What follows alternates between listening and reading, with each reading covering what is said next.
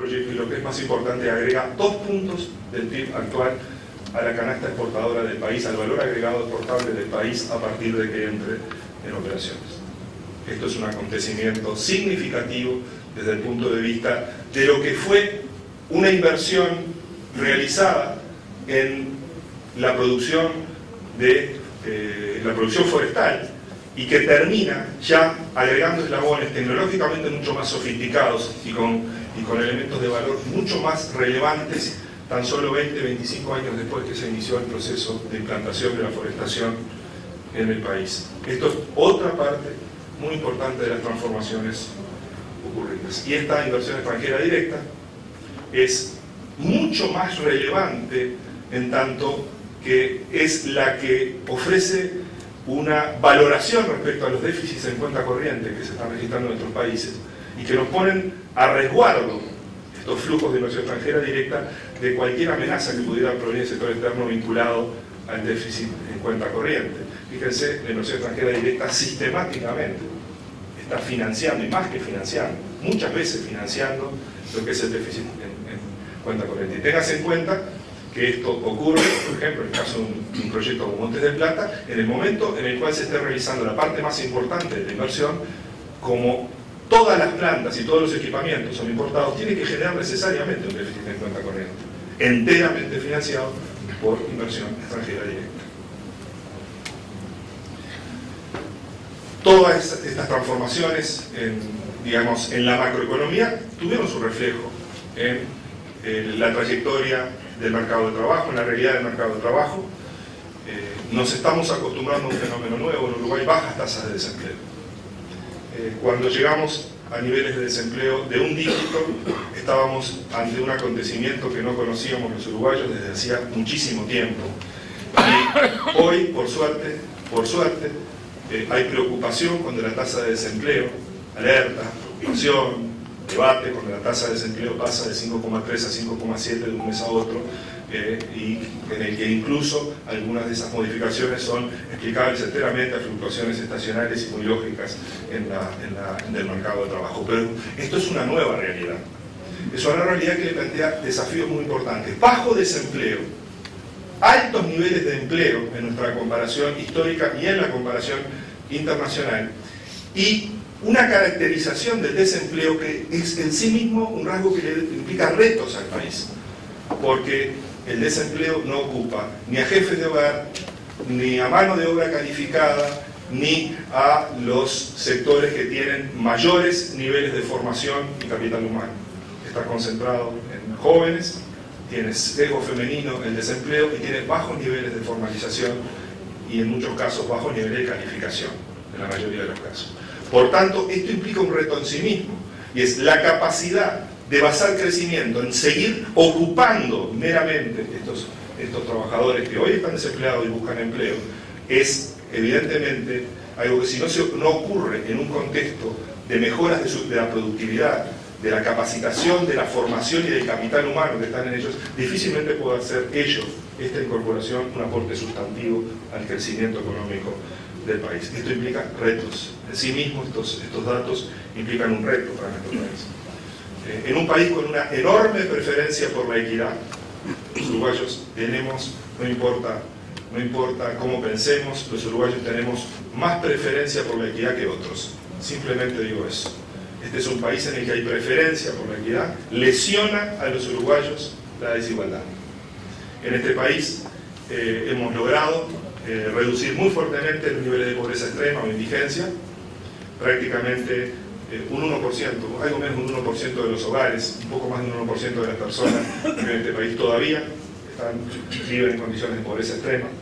Y hemos logrado una reducción histórica de los niveles de pobreza, que había trepado hasta niveles casi del orden del 40% de las personas en nuestro país, hasta alcanzar cifras que, cuando conozcamos los datos de encuesta de hogares del año 2011, probablemente se nos sitúe apenas en un 15% o algo menos de los hogares del país. Hemos progresado, hemos logrado que más uruguayos participen de los frutos del crecimiento económico y hemos logrado que sean parte de estas nuevas oportunidades. Y esto ha ocurrido en un marco que yo creo que tiene especial relevancia, más allá de haber reducido la exclusión, el número de personas en pobreza extrema, en pobreza, o quienes no acceden a servicios y bienes que son muy básicos para la vida. Además, estamos asistiendo en estos últimos años al proceso más intenso que se ha conocido en décadas de mejoras de los indicadores distributivos globales del país. Y me parece que esto es también un elemento que caracteriza el proceso que hemos estado viviendo. No es un proceso de crecimiento económico, reducción de pobreza y reducción de los niveles de exclusión social. Es además un proceso que, conforme el país avanza en su nivel de desarrollo, se empieza a parecer más, y la trayectoria va en buen sentido, se empieza a parecer a los países a los que nos queremos parecer en ingreso per cápita. Porque si queremos ser, dentro de unos años, un país que en lugar de tener $15.000 per cápita tenga un 30 o un 40% más, esos países que tienen 30 o 40% más de ingresos per cápita que Uruguay, esos países tienen indicadores de desigualdad mucho mejores que los que hoy tiene Uruguay. El reto de la equidad para avanzar en mejoras de bienestar social es un reto que necesariamente implica la expansión del ingreso per cápita y necesariamente va a ir acompañado, y créanlo que así va a ser, por mejores indicadores distributivos. Y esa es una labor colectiva que, obviamente, apoyada en el crecimiento económico, pero la experiencia a los uruguayos nos dice que sin un papel relevante de las políticas públicas, las de corto y las de largo plazo, esas mejoras distributivas no ocurren espontáneamente, no ocurren, créanlo, y en ningún lugar ocurrieron espontáneamente. Fue siempre esfuerzos realizados colectivamente por la sociedad los que aseguraron la compatibilidad entre el avance económico y las mejoras en los indicadores distributivos, siempre, en todas las sociedades, en todas las que ocurrieron. Fortalezas de la economía, entonces. En primer lugar, algo que en general cuando presentamos la realidad de nuestro país internacionalmente, y vaya si lo estamos haciendo estos últimos años, hay un conjunto de indicadores que nos ubican en la comparación internacional en varias dimensiones y que sintéticamente representan lo que podríamos llamar el valor de la estabilidad social, la calidad de las instituciones, las formas regulatorias, la calidad de las regulaciones, el clima económico. Bueno, Uruguay se encuentra en la comparación regional, en la comparación con nuestro continente, en posiciones destacadas. Somos en general ubicados entre el primer y segundo lugar en todos los rankings que conocemos. Hemos tratado de repasar y condensar toda esa información. Aquí hay una parte sobre ella, hay más indicadores de estos, pero en todos los casos estamos en la primera o en la segunda posición.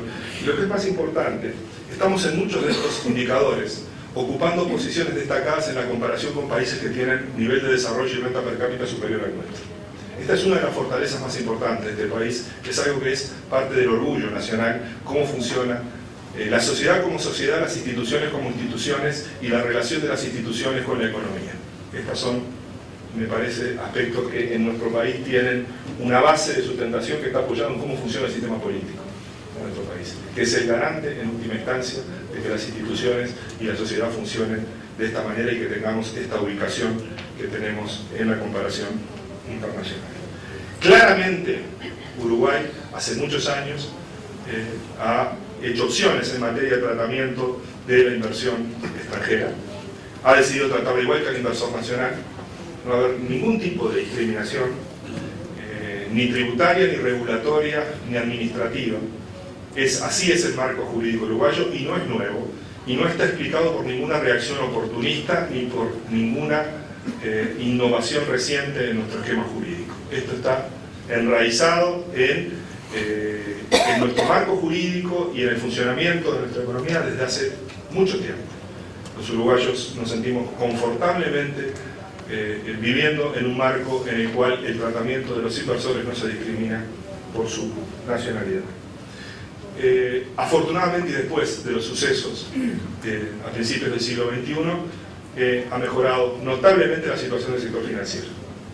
Cualquier indicador que queramos tomar comparado con la situación que teníamos 10 años atrás luce maravilloso, ustedes se darán cuenta. Pero lo que es más importante, todos los indicadores lucen maravillosos, pero tenemos un enorme reto. Que estos indicadores, además de lucir bien, permitan una expansión, generalización del acceso a los servicios financieros que hoy todavía estamos lejos de conseguirlo. Estamos